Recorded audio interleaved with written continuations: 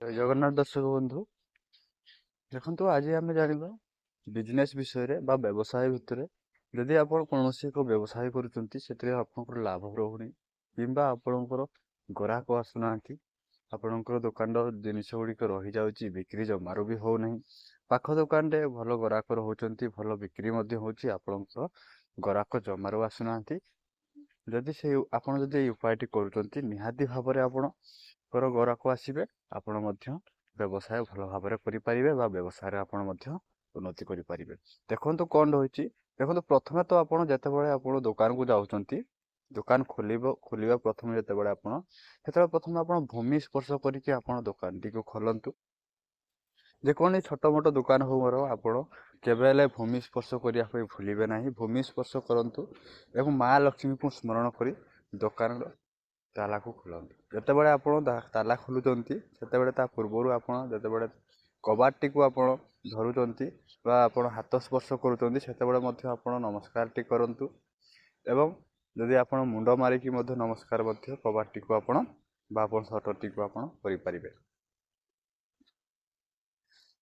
ତାପରେ ଆପଣ ଯେଉଁ ତାଲା ଖୋଲୁଛନ୍ତି ସେ ତାଲାଟିକୁ ଆପଣ କେବେ ହେଲେ ସେଥିରେ ଆପଣ ଝୁଲେଇକି ରଖନ୍ତୁନି ବା ତାଲା ଆପଣ ଲକ୍ କରିକି ସେଥିରେ ଆପଣ ଲଗାନ୍ତୁ ନାହିଁ। ସେଇ କବାଟ ମାଧ୍ୟମରେ ଆପଣ କେବେ ହେଲେ ବି ତାଲାଟିକୁ ଝୁଲାଇବେ ନାହିଁ କି ଆପଣ ସେଥିରେ ଲକ୍ କରିବେ ନାହିଁ। ଆପଣ ତାଲାଟିକୁ ଆରାମସେ ଅଲଗା ଜାଗାରେ ମଧ୍ୟ ରଖିପାରିବେ। ଯେତେବେଳେ ଆପଣ ଦୋକାନ ବନ୍ଦ କରୁଛନ୍ତି ପୁଣି ତାଲାଟିକୁ ବାହାର କରି ତାଲା ମଧ୍ୟ ଆପଣ ଲଗାଇ ପାରିବେ। ଏଇଟା ମନେ ରଖିବେ, କେବେ ହେଲେ ତାଲାଟିକୁ ଝୁଲାଇକି ଆପଣ କବାଟ ମାଧ୍ୟମରେ ବା ଆପଣଙ୍କର ଦୋକାନର ସଟରରେ କେବେ ହେଲେ ଝୁଲେଇକି ରଖିବେ ନାହିଁ।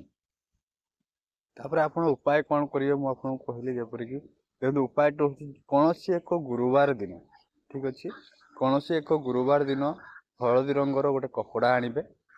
କପଡ଼ାରେ 7 ଖଣ୍ଡ ହଳଦୀ ଦେବେ।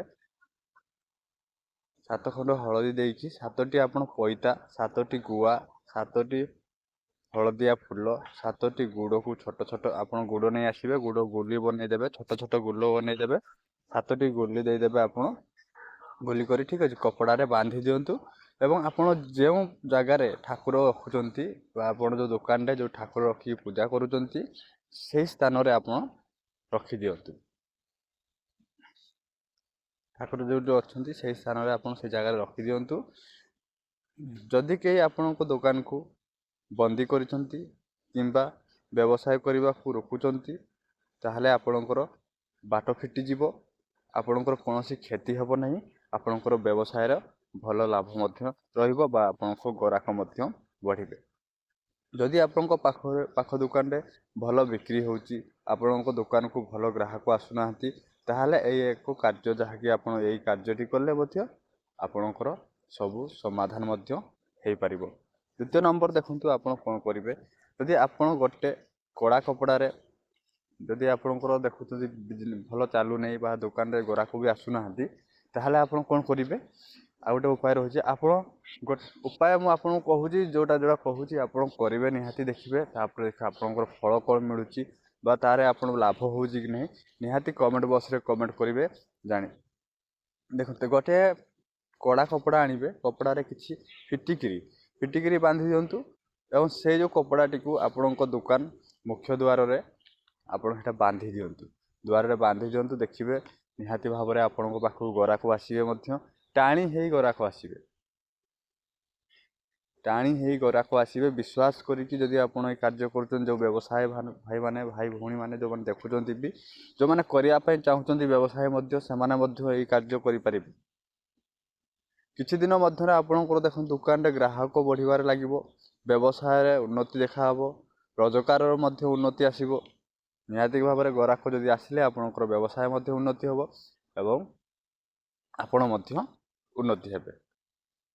ତାପରେ ଆଉ ଗୋଟେ କ'ଣ କାର୍ଯ୍ୟ ରହିଛି ମୁଁ ଆପଣଙ୍କୁ କହୁଛି। 3 ନମ୍ବର କାର୍ଯ୍ୟ, 2 ନମ୍ବର 3 ନମ୍ବର ଗଲା ଆପଣଙ୍କର ଶନିବାର ଦିନ ଅକ୍ଷତ ଲେମ୍ବୁ। ଆଉ ଗୋଟେ ଉପାୟ ଆପଣଙ୍କୁ କହୁଛି, ଦେଖନ୍ତୁ ସେଇ ଉପାୟଟି ଦେଖନ୍ତୁ। ଶନିବାର ଦିନ ଅକ୍ଷତ ଲେମ୍ବୁ ମାନେ କୌଣସି ଦାଗ ହେଇନଥିବ, ଦାଗହୀନ ବା ପୁରା ପରିଷ୍କାର ଥିବ ସେ ଲେମ୍ବୁଟିକୁ ଆପଣ ଆଣିବେ। ଗୋଟେ କାଚ ଗ୍ଲାସରେ ପାଣି ଦେବେ, ଗୋଟେ କାଚ ଗ୍ଲାସ୍ ରଖିବେ, ସେଥିରେ ଲେମ୍ବୁ ଦେବେ, ସେଥିରେ ପାଣି ଢାଳିବେ, ଠିକ୍ ଅଛି, ଲେମ୍ବୁଟି ରଖିଦେବେ। ପାଣିଟିକୁ ଆପଣ ସବୁଦିନ ବଦଳାଇବେ। ଲେମ୍ବୁ ବଦଳାଇବେ ନାହିଁ, ପାଣିଟିକୁ ଆପଣ ସବୁଦିନ ବଦଳାଉଥିବେ। ଯେତେବେଳେ ଆପଣ ଠାକୁର ପୂଜା କରୁଛନ୍ତି ଆସିକି ଦୋକାନରେ, ସେତେବେଳେ ଆପଣ ପାଣିଟିକୁ ଚେଞ୍ଜ କରିନେବେ, ଠିକ୍ ଅଛି। ଏବଂ ପ୍ରତିଦିନ ଦୋକାନରେ ଗଙ୍ଗା ଜଳ ଦୋକାନ ଭିତରେ ଆପଣ ଛିଟନ୍ତୁ। ପ୍ରତିଦିନ ଦୋକାନ ଖୋଲି ସାରିଲା ପରେ ଆପଣ ଗଙ୍ଗା ଜଳ ଛିଟନ୍ତୁ, ପୂଜା କରନ୍ତୁ। ଦେଖିବେ ଆପଣଙ୍କର ଦୋକାନଟା ମଧ୍ୟ ବ୍ୟବସାୟ ଭଲ ରହିବ। ଗ୍ରାହକମାନଙ୍କର ମଧ୍ୟ ଆଗ୍ରହ ବଢ଼ିବ ଆସିବା ପାଇଁ। ମାନେ ଆପଣଙ୍କୁ ଗୋଟେ ଏମିତି ଶକ୍ତି ରହିବ, ମାନେ ଦୋକାନରେ ମାନେ ଭଲ ବ୍ୟବହାର। ଯେମିତି ଦେଖନ୍ତୁ, ଦୋକାନ ତ ସମସ୍ତେ ଦେଉଛନ୍ତି, ବ୍ୟବସାୟ ତ ସମସ୍ତେ କରୁଛନ୍ତି, କିନ୍ତୁ ବିକ୍ରି କ'ଣ ପାଇଁ ହେଉନି? ତାଙ୍କୁ ପାଖ ଦୋକାନରେ ଦେଖିବ ଭଲ ବିକ୍ରି ହେଉଥିବ, ଆପଣଙ୍କର କିନ୍ତୁ ହେଉନଥିବ। ଏହିପରି ବି ମଧ୍ୟ ହେଉଛି, କିଛି ଦୋକାନରେ ଭଲ ବିକ୍ରି ହେଉଥିବ, ଭଲ ଇଏ ହେଉଥିବ, କିନ୍ତୁ ଆଉ ଗୋଟେ ଦୋକାନ ସେ ତା ପାଖରେ ସେଇ ସମାନ ଜିନିଷ ରଖିଥିବ ମଧ୍ୟ, ତାର ମଧ୍ୟ ବିକ୍ରି ହେଉନଥିବ। ସେହିପରି ହେଉଛି ମଧ୍ୟ। ଏହିପରି କାର୍ଯ୍ୟ କରନ୍ତୁ, ନିହାତି ଭାବରେ ଆପଣଙ୍କ ପାଖକୁ ଲୋକ ମଧ୍ୟ ଆସିବେ। ଆପଣଙ୍କ ଭଲ ପାଇବା ଏବଂ ଆପଣଙ୍କର ଯେଉଁ ପୂଜା ପାଠ ଯେଉଁ କରିଛନ୍ତି, ଆପଣ ଯେପରି ଆପଣ ଫିଟିକିରି ଲଗାଇଲେ, ସେଥିରେ ଆପଣଙ୍କର ଗ୍ରାହକମାନେ ଆକର୍ଷଣ ହେବେ। ତାଙ୍କର ଗୋଟେ ଏମିତି ଶକ୍ତି ରହିବ ଯେ ଏଠିକି କିଛି ଅଛି, ମାନେ ତାଙ୍କୁ ଲାଗିବ ଯେ ଏଇ ଦୋକାନଟା ଆମ ପାଇଁ ସବୁଠୁ ଭଲ, ବା ଆମେ ଏଇଠୁ ସବୁବେଳେ ନେବା ଆଣିବା କାରବାର କରିପାରିବା। ନିହାତି ଭାବରେ ଏଇ କାର୍ଯ୍ୟଟିକୁ ଆପଣ କରନ୍ତୁ, ଦେଖିବେ ଆପଣ ନିହାତି ଭାବରେ ବ୍ୟବସାୟରେ ସଫଳ ହେବେ। ଦୋକାନରେ ସବୁବେଳେ ପୂଜା କରିବେ। ଯେତେବେଳେ ମୁଁ କହୁଛି ଯେପରି ଆପଣ ସେଇ ଯେଉଁ ଲେମ୍ବୁଟିକୁ ମଧ୍ୟ ପୂଜା କରିବେ। ଦେଖନ୍ତୁ, ସବୁ କାର୍ଯ୍ୟ ଆପଣ ଏକା ସହିତ ଆପଣ କରନ୍ତୁ। ଗୋଟେ ଆପଣ କହୁଛି ଯେମିତି ସେଇଟା କରନ୍ତୁ ନାହିଁ। ଦେଖନ୍ତୁ, ଦୋକାନ ଖୋଲିବା ଆଗରୁ ଭୂମି ସ୍ପର୍ଶ କରନ୍ତୁ, ମା ଲକ୍ଷ୍ମୀଙ୍କୁ ସ୍ମରଣ କରି। ଦୋକାନ ଯେତେବେଳେ କବାଟକୁ ଧରୁଛନ୍ତି ବା ଖୋଲିବା ପାଇଁ ତାଲା ଖୋଲିବା ପାଇଁ ଯାଉଛନ୍ତି, ସେତେବେଳେ ଆପଣ ମୁଣ୍ଡିଆଟିଏ ମାରନ୍ତୁ। ସଟର୍ ବା କବାଟଟି ହେଉ, ମୁଣ୍ଡିଆ ମାରିକି ଆପଣ କବାଟଟି ଖୋଲନ୍ତୁ ଏବଂ ତାଲାଟିକୁ କେବେଲେ ସେଠି ଝୁଲେଇବେନି, ଅଲଗା ଜାଗାରେ ମଧ୍ୟ ରଖିପାରିବେ। ଯଦି ଆପଣଙ୍କ ହନୁମାନ ମନ୍ଦିରରେ ହନୁମାନ ମନ୍ଦିର ଅଛି, ସେଥିରେ ମଧ୍ୟ ଯାଇକି ଆପଣ ଆଉ ଗୋଟେ ଉପାୟ ମୁଁ ଆପଣଙ୍କୁ କହୁଛି। ଯଦି ଆପଣଙ୍କ ହନୁମାନଙ୍କ ମନ୍ଦିର ଯଦି ଆପଣଙ୍କ ଗାଁ ପାଖ ଅଛି, ତାହେଲେ ସେଇ ମନ୍ଦିରରୁ ଆପଣଙ୍କର ଯାଇକି ଆପଣ ଛଡ଼ା ଫୁଲ, ଯେଉଁଟାକି ଆପଣଙ୍କର ଯେଉଁ ଫୁଲଟା ଯେଉଁ ପୂଜାରେ ଲାଗିଥାଏ, ଆଜି ପୂଜା ହେଲା ଲାଗିଥାଏ, କାଲି ବାସି ଫୁଲ ଯେଉଁଟା ଆମେ କହୁ, ସେଇ ଫୁଲଟିକୁ ଆପଣ ଯଦି ଆଣି ଆପଣଙ୍କ ଦୋକାନରେ ଆପଣ ଯେଉଁ ପଇସା ବାକ୍ସରେ ଯେଉଁ ଅଛି, ପଇସା ବାକ୍ସ ରଖୁଛନ୍ତି, ସେଥିରେ ଆପଣ ଯଦି ସେଇ ଫୁଲଟିକୁ ଆପଣ ରଖୁଛନ୍ତି, ନିହାତି ଭାବରେ ସେଥିରେ ଟଙ୍କାର ଅଭାବ ମଧ୍ୟ ରହିବ ନାହିଁ, ବା ସେଥିରେ ଆପଣଙ୍କର ଟଙ୍କା କେବେ ଖାଲି ହେବ ନାହିଁ। ସେଇଠି ମଧ୍ୟ ଆପଣଙ୍କର ଏଇଟା ମଧ୍ୟ କାର୍ଯ୍ୟଟି କରିବା ନିହାତି ଆବଶ୍ୟକ ରହିଛି।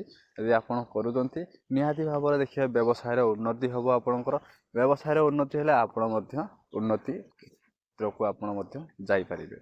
ଦେଖନ୍ତୁ, ଏହା ହିଁ ଥିଲା ଏହାର ଶୁଣି। ଆପଣଙ୍କୁ ଯଦି ଭଲ ଲାଗିଥାଏ, ଭିଡ଼ିଓଟି ଯଦି ଭଲ ଲାଗିଥାଏ, ଆପଣ ନିହାତି ଭାବରେ ଭିଡ଼ିଓଟି ଗୋଟେ ଲାଇକ୍ କରିଦେବେ ଏବଂ ନୂଆ ଆସିଥିଲେ ଆପଣ ଚ୍ୟାନେଲଟିକୁ ସବସ୍କ୍ରାଇବ୍ କରିଦେବେ।